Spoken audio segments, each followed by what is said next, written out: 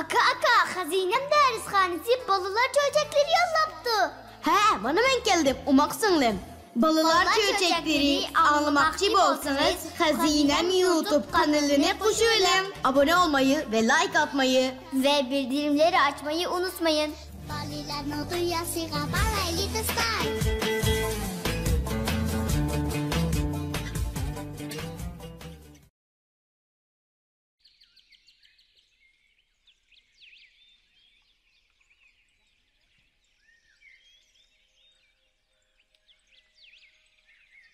Ana, çocukluğunuzu boşluğuna ana. Endi bugün Melik'in hikayesini alaylı ana. Benim Melik'in hikayesini alığım var. Senanca umaq oğlum? Benim ayolana hikayesini alığım var. Mesela dinozavr degende. Tilgimi senin dediğine boyunca ağladık. Benim bugün Melik'inkini alığım var ana. Boptu, ben açacağım yol koyay. Əmsə bugün sizlərə Məlik Gülruzun hekayəsini etib verək. Wow, bək yaxşı oldu. Boludu. Lekin mən anam etqan hekayəni həmin yaxşı görmən. Bu mu çoxum qızqarlıq. Tex bu çöçək yəni bizə nurğun əsləni dəb verdi. Həmin yaxşı anlayman ana. Boludu, umaq balam. Tezrək başlağa ana hekayənizni. Aldırma qızım.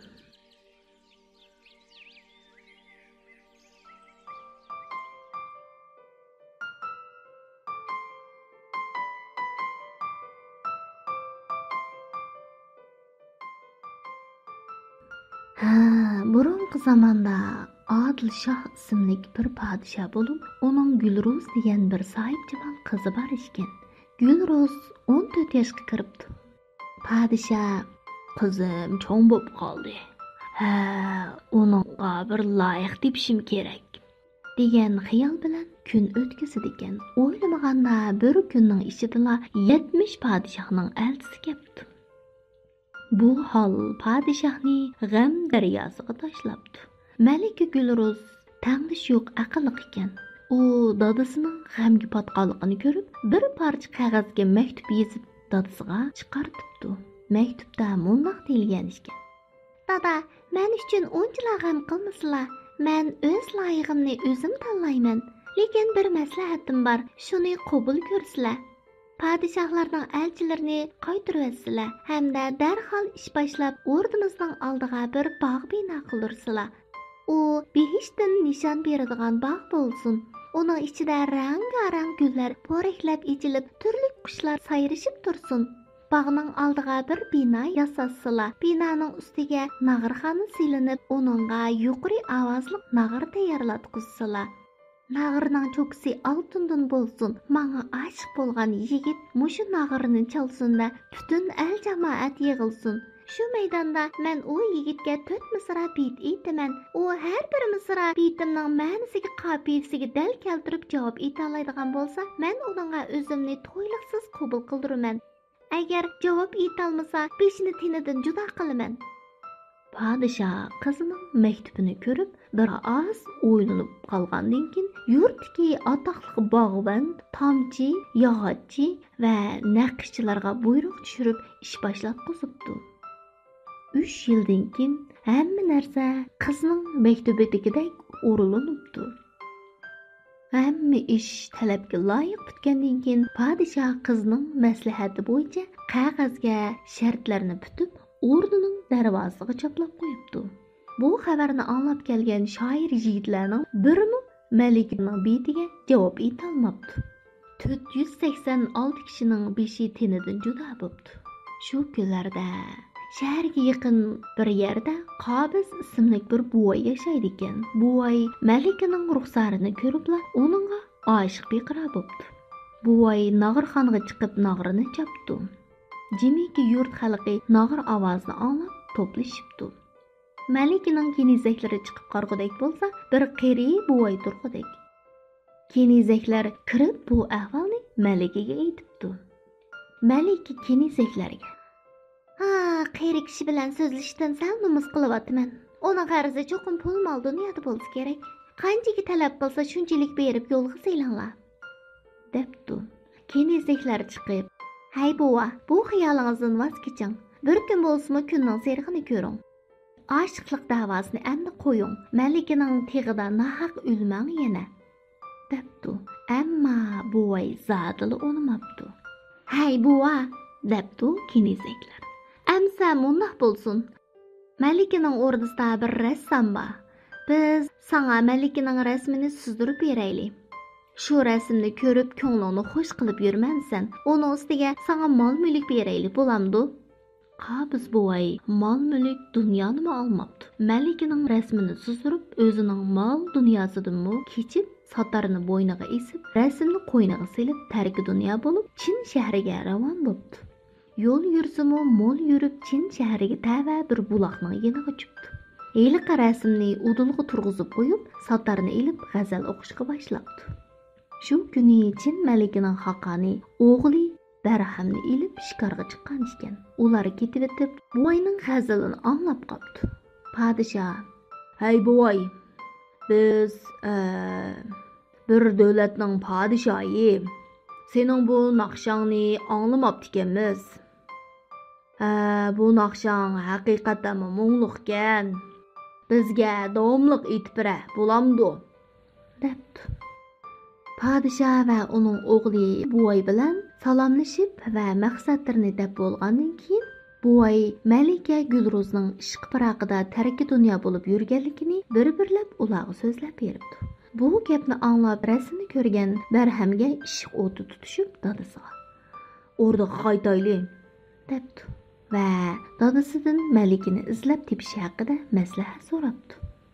Chin Xaqani: "Hey o'g'lim, sana yol jabdug'i raslay, lashkarlarni tayyorlab qo'shin tortib boramsan yoki savdogar sifatida boramsan, o'z ixtiyoring" debdi.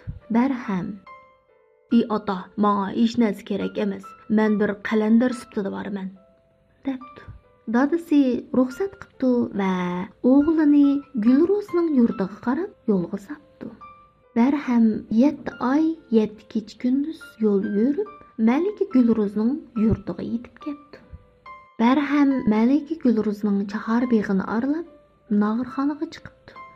Tamg'a shundoq bir qarg'udek bo'lsa, bir chetda bu o'lgan yigitlar odam o'ldirgan emas va yoki o'g'ri qaroqchilik qilganmi emas. Malika Gulruzning ishqida jon pido qilgan yigitlardir degan xat yozilib turgan ekan.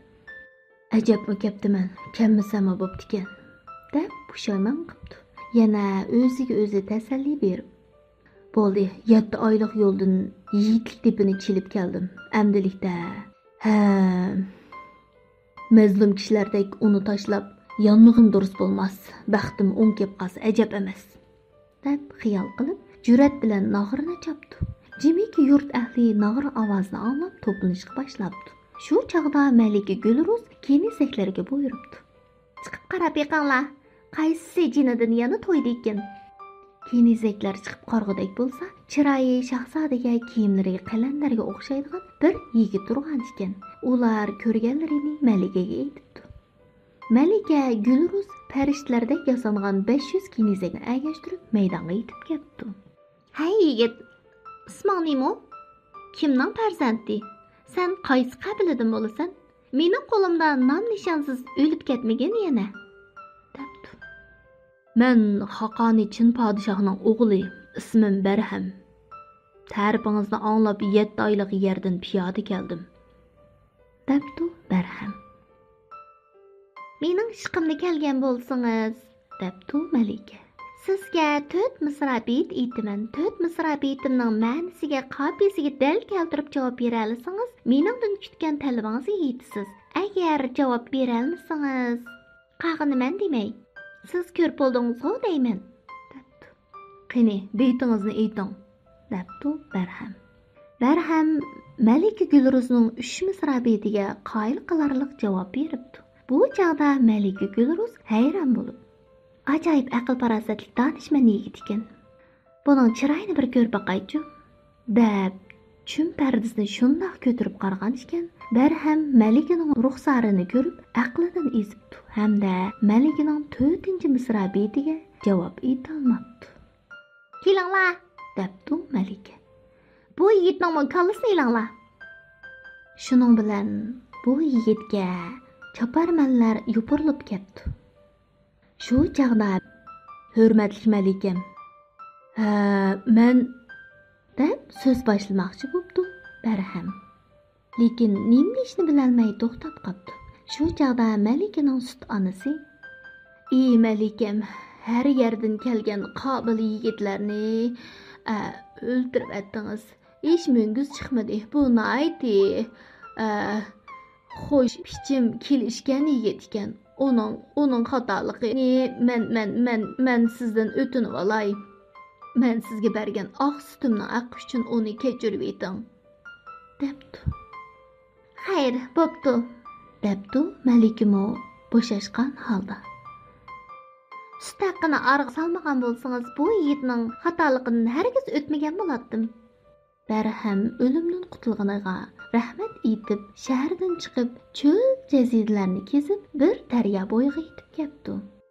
Ham bir qora arg'amchi tepib, bir uchini daraxtga chekib, bir uchini bo'yniga bog'lab, 40 kecha-kunduz mishada o'ltirib qopdi. Ham 41 kuni uning ko'z oldida bir nurona chiroyli bo'y paydo bo'pti-da uning. "Hey o'g'lim, ko'zingni och. Sana nima bo'ldi? Men sening murodingga yetkazaman," debdi. Barham beshini ko'tarib hayron bo'lib qarasa, oldida nayti chiroyli kelishgan bir bo'y turgan ekan. Bu bo'y Barhamni agashtirib, Malika Gulruzning shahriga elib keldi. Ham yigitni bir bulunga o'ltirg'izib qo'yib, nag'rini shundoq chopdiki, butun shahar xalqiga "Bugun ajoyib bir bahodir palvon keldi. Hech qachon nag'ra bugunkidek chilinmagan," deb jora sapdi. Butun jamoat nag'rixona oldiga jam bo'ldi. Bu chog'da Malika kenizaklarga "Chiqib qarab beqinglar, yana qaysi keldi ekan?" debdi. Kenizaklar chiqib qarg'udak bo'lsa, nahayt qeri oppoq soqolliq bir kishi turg'udak. "Hey buva, bu kesilgan boshlarni ko'midingizmi? Bu aşk davasini siz qilmang. Bu sizga mos kelmaydi. Malikaning tig'ida beajal o'lib ketasiz. Har joydan kelgan shoir qovul yigitlar Malikaning savoliga javob berolmay, umidsizlik ichida ketib qoldi," deyishibdi. "Kenizaklar, Malikanglarga aytinglar, uning o'zi bilan ko'rishmoqchiman," debdi. Ahvolni uqqan Gulruz to'zdek yozangan 500 kenizakni agashtirib, mag'rur holda maydonga yetib keldi. "Qaysi qabiladan bo'lasan? Isming nima? Nima sababdan kelding?" deb so'rabdi. Men bir qabiladan keldim. Hozirgacha 7 iqlimni kezib, ko'nglimga yorug'dak hech bir ayol topolmadim. Ta'rif sifatingizni anglab shunga kelgandim," debdi. "Undaq bo'lsa, sana shartim shuki, biyitlarni aytaman.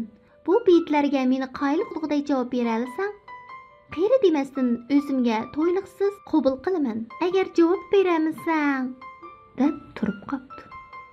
"Javob beramisang, oqibatini o'zing bilgin," debdi Malika mag'rur holda. "Qani ayting." Malika biyitini boshlabdi.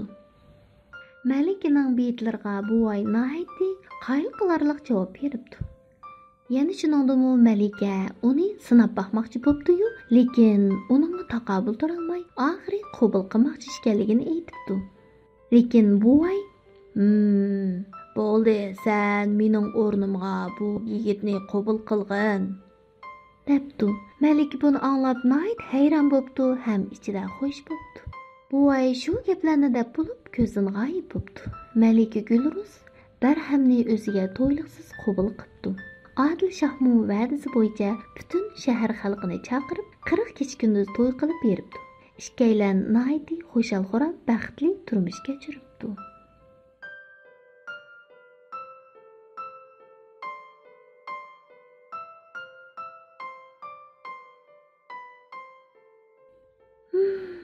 Bo'ldimi ocha? Malikaning hikoyasini anglab, endi xush bo'lgansan? Bo'ldi ana, endi uyqum keldi. Umoq bolarim, amsa baldiroq yotayli. Xayrli kech.